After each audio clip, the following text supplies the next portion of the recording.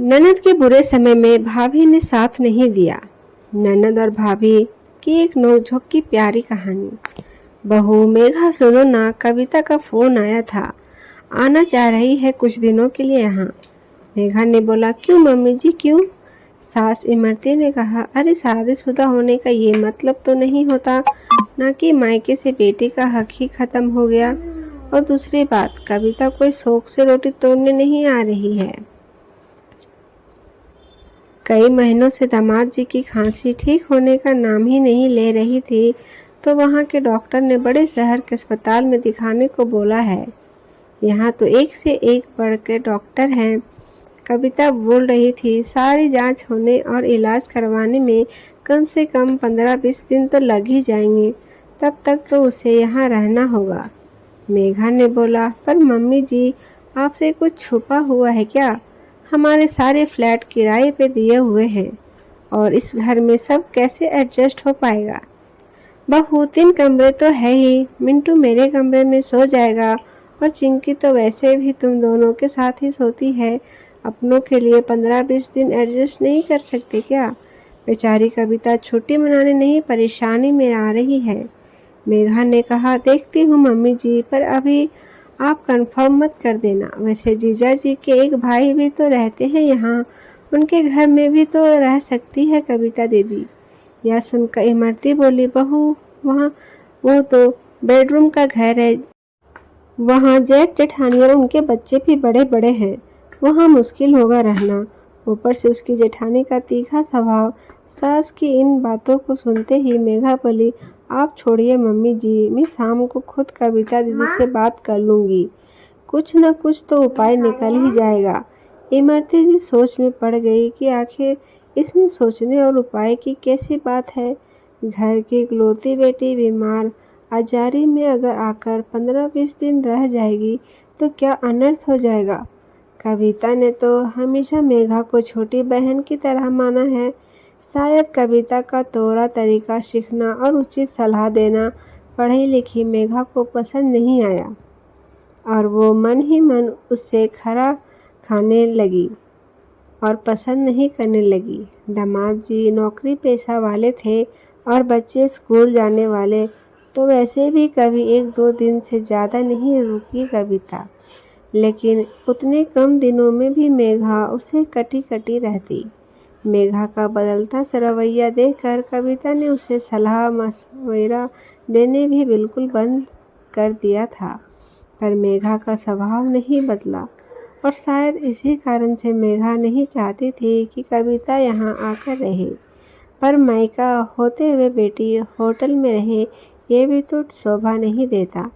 और फिर वो कविता को कैसे कहेंगी कि वो यहाँ आकर ना रहे, वो भी तो जबकि उसका बर्ताव बुरा नहीं है। दीदी, कल से 4 बार फ़ोन कर चुकी हूँ, अब फ़ोन क्यों नहीं उठा रही है?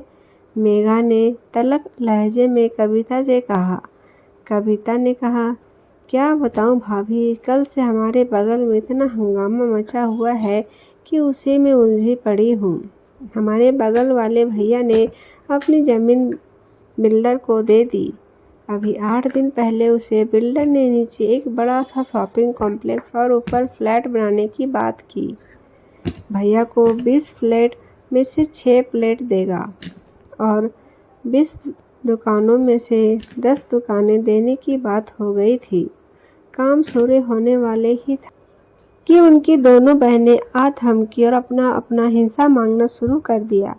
और भैया कह रहे हैं, सब बांट ही देंगे तो हमारे पास क्या बचेगा? तुम लोगों की शादी और दहेज में तो खर्च किया ही था, अब इसमें से कुछ नहीं मिलेगा। पर बहनों ने कोर्ट जाने की धमकी दी और पुलिस दरोगा बुलाकर काम भी रुकवा दिया और बोली, पिताजी का घर रहता तो हम हक ना मांगते, पर जब उस पर भाई इतना लंबा चौड़ा बिजनेस कर रहा है तो हमें भी अपना हिस्सा चाहिए।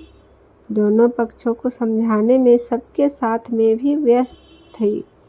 भाभी, आप तो मेरी आदत जानती ही हो, इस चक्कर में मैंने फ़ोन नहीं देख पाई। इस तरह से ननद और भाभी में लंबी बात चली। बोलो भाभी, अब क्या कह रही थी? मेघा अपनी ननद की यह बातें सुनकर हड़बड़ाहट में बोली, मैं क्या कह रही थी? हाँ, मैं कह रही थी, नहीं पूछ रही थी आपके आने के बारे में। अब जीजा जी कैसे हैं? कब आने का प्रोग्राम है आपका? कविता ने बोला, भाभी कल से थोड़ा सुधार लग रहा है। डॉक्टर ने जो दवाई बदली है शायद अब असर कर रही है। मेघा बोली, ना दीदी ना, रिस्क मत लो, एक बार आकर सारी जांच करवा लो। मेघा की यह बात सुनते ही कविता कहती है, ठीक कहती हो भाभी। सच कहूँ तो मन में बड़ा संकोच था। अभी तक माँ तो बुला रही थी पर तुम्हारा फ़ोन नहीं आया था तो कदम नहीं उठा रहे थे वहाँ आने के लिए। भाभी, ना मुझे आपसे पैसे चाहिए ना आपकी प्रॉपर्टी। ढेर सारा प्यार और मान सम्मान मिलता रहे तो मायके जाने का उत्साह बना रहता है। मेघा अपने स्वर में मिठास घोलते हुए बोली, दीदी आपका घर है, जब आओ जब जाओ। और प्यार माना सम्मान आपको नहीं मिलेगा तो किसे मिलेगा? भला कोई और बेटी थोड़ी ही है इस घर की। भले ही ऐसे फ़ोन करती ना करती, जीजा जी की तबीयत की बात थी तो फ़ोन करना ही था। मेघा फ़ोन रखने के बाद सोचने लगी कि मैंने तो सोचा था कि अपनी ननद से कहूँगी, दीदी मैं तो कुछ दिनों के लिए मायके जाने का सोच रही हूँ, आपको आना हो तो आ जाओ। ननद खुद इशारा समझ जाएगी और नहीं आएगी। लेकिन फ़ोन पर ननद की बात सुनकर तो मेघा माथा ही ठंडक उठा। उसने सोचा, ननद से अच्छे संबंध बनाकर रखेंगी तो सब अच्छा, वरना उसकी ननद को अपना हक मांगते देर लगेगी। मेघा ने ठान लिया कि वह अपनी ननद से बना के रखेगी, नहीं तो प्रॉपर्टी का बंटवारा ना हो जाए। इस तरह से ननद और भाभी के रिश्ते अच्छे हो गए।